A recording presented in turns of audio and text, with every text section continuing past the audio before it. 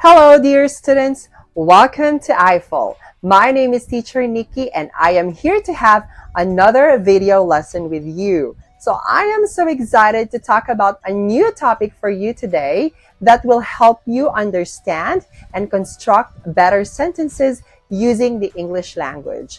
I know that these lessons will be very helpful for you to communicate using the English language that are grammatically correct and properly constructed, considering that we will be talking about some grammar topics. So I want you to concentrate on our lesson today, pay attention to our sample sentences, and please practice them very well even after the class. So let's go ahead and start our lesson. Let's go. So, for our lesson today, let's go ahead and dig deeper.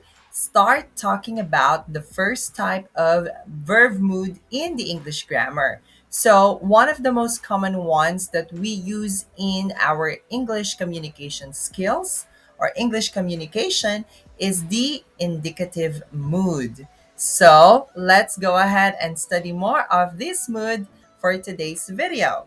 So, what is an indicative mood? So, indicative mood is a fact mood, and it's the one we use most often. It states, asks, or denies a fact. However, it can also express an opinion because opinions are often stated as facts, as if they are facts, okay? When you have an opinion about something, so you usually view it as a fact, right? Okay, almost all the verbs you've studied or we've studied so far have been in the indicative mood. So you're already familiar with it. So the simple, progressive, perfect tenses all express indicative mood. So you have to remember that the indicative mood is the most common one that we use, okay? In whatever sentence or most sentence that we state in English, they are usually in the indicative mood. Also, your verb tenses, okay, are mainly in the indicative mood. So that's why we are very much familiar about this mood. We just don't realize that this is indicative, okay? So again, when we talk about indicative mood, it talks about facts or opinions as if, or that's why we state opinion just like facts, okay? So that's what we have to understand with indicative mood. Now, let's see some examples. So when we are stating facts in the indicative mood, we say rain falls quite heavily during the month of April. So this is a fact because it's true. Next one, lots of rain fell yesterday. So this is also a fact in the past. Rain is falling. Rain is not falling. Is rain falling? Okay.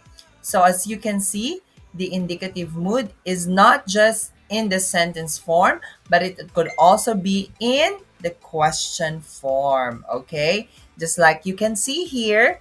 Okay. That's why the interrogative mood is just like a subcategory or a separate category of this one because it also indicates indicative mood. All right. Now, we also have here some examples of opinions, okay, in the indicative mood. So, lots of rain will fall tomorrow. Although it's not a fact, but we believe in it and it's our opinion. So, therefore, we can use it or we can state it in the indicative mood. Next, this or that is a beautiful painting. So, it is my opinion as if it's a fact, right?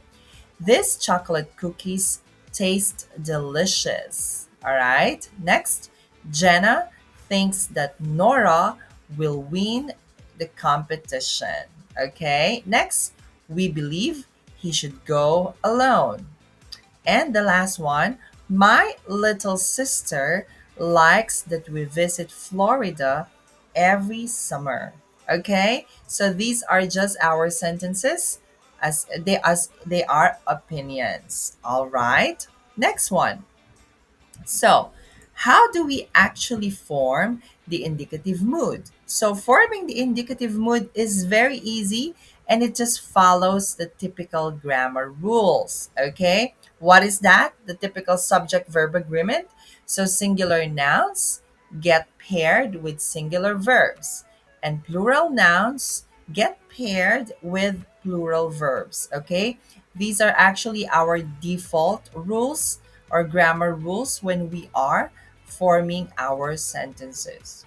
So, examples, he writes every day. They study every day. So, as you can see here, your subject verb agreement are just being followed as usual or just like the normal rules. Okay. Next one. We also have here, okay, our tenses of verbs, okay, the past, present, and the future tenses, along with simple, continuous, perfect aspects, can all express indicative mood. Okay, so we don't have any problems with our tenses of verbs and even our aspects. So we have our past, present, and future. We have our perfect tenses and continuous tenses here, okay, all in the indicative mood. Example, Louisa and Isaac dance. Louisa and Isaac dance. Louisa and Isaac will dance, okay? Louisa and Isaac had danced. Louisa and Isaac have danced. Louisa and Isaac will have danced. Louisa and Isaac are dancing. Louisa and Isaac were dancing. Louisa and Isaac will be dancing. So as you can see here, your tenses are not just being affected by the mood because they are default or by default in the indicative mood. Okay? So I want you to please understand that and practice more on making sentences in the indicative mood. Okay?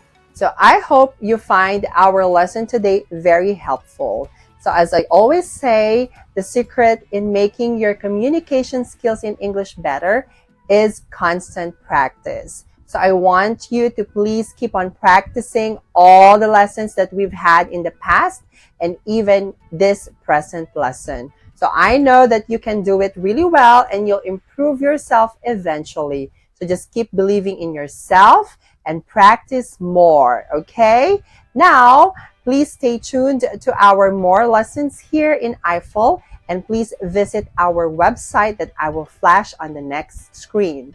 I also encourage you to please subscribe to our classes because we have a lot of amazing teachers that will help you and guide you in improving your English skills. So once again, this is Teacher Nikki. So I'll just see you again on the next classes and video lessons that we're going to have. I know that we will have more amazing lessons in the future. So stay tuned and good luck. Study harder and I'll see you next time. Bye.